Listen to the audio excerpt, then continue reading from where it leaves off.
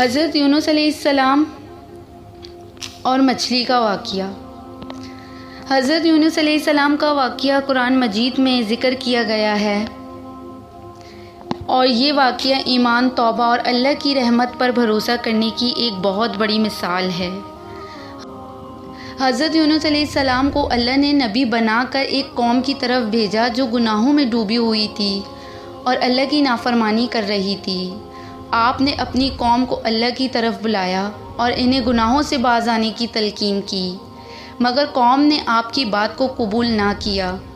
جب قوم نے مسلسل نافرمانی کی تو حضرت یونس علیہ السلام قوم سے ناراض ہو کر وہاں سے چلے گئے، بغیر اللہ کے حکم آئے۔ جب حضرت یونس علیہ السلام نے قوم کو چھوڑا تو اللہ نے ان کو ایک آزمائش میں ڈالا۔